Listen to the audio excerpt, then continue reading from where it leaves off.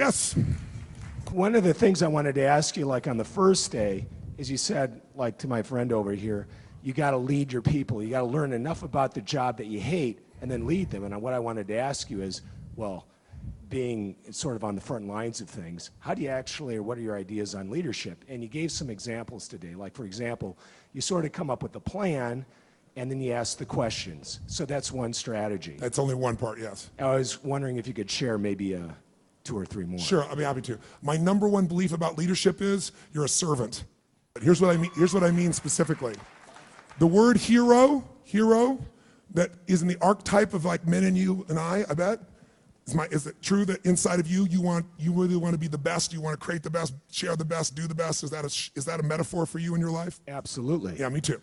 So I think people in this room tend to have that as their metaphor. So all of us at some level, man or woman wants to be a hero. The word hero in its Latin root means servo. Servo means servant. It actually means slave. The hero, why they're the hero, is become the ultimate servant to something larger than themselves, people and so forth. The person who thinks they're going to lead by demand or by position can only lead for a short period of time. But the person whose idea of serving is, my belief is, if you can find a way to take any group of people and help them to experience their needs at a richer, deeper level than anyone else, then together you guys can get anything done. Anything. Now, it may not work the first time, but together you can get to that point. Because needs are ultimately what we're after. We're not after the vehicle we think we're after. You want $1 billion, then you get it. I got plenty of clients, and I will tell you, it is not the end game. And so then they go after their second billion. Or you think it's getting married, and then you get it, and you find out it's not the end game. There's certain needs that have to be there, and the ultimate needs are growing and giving. Because you only can feel so good filled up by yourself. So my core belief is, I gotta serve. If I serve, I can lead. Because I believe motive does matter.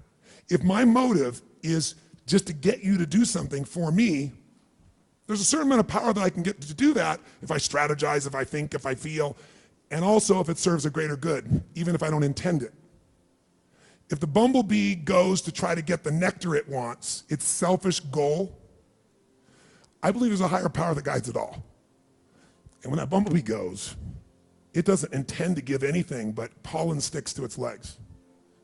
As it goes about trying to get what it wants, that's how flowers are created. I really believe that everything has a web of connection.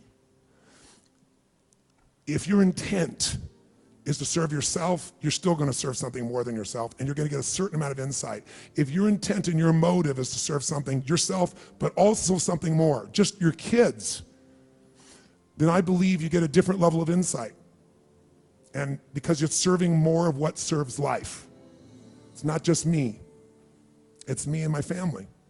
If you're trying to serve a community, I believe you get a different level of insight. If you're trying to serve humanity, you get a different level of insight. I get emotional thinking about it because this is why I do what I do.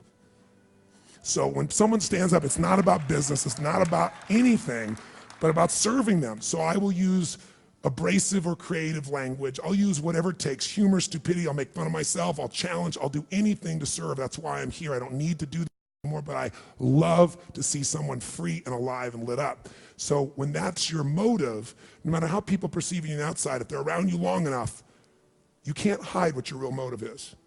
And they'll see it and they'll feel it. Motive does matter. If it's to serve something high, it'll be there. That doesn't mean you don't get served too. And in business, you gotta be served. Or I used to do business and I lose money in the business and everybody else was happy. And it was wonderful, except I had no business. So it's, killing the goose that lays the golden eggs. So I've learned to put that balance in. But that gives me power. That's why time disappears for me. Because I'm not about getting some action done. I'm about the outcome. Question. We talked about, the economy being real rough going forward, but you've given so much of yourself, and I can see it, and the passion behind these people about teaching these really important business principles, that I'm confident that it's going to be a lot shorter to come out of this recession. Thank you so much. My honor. Thank you. Give him a hand.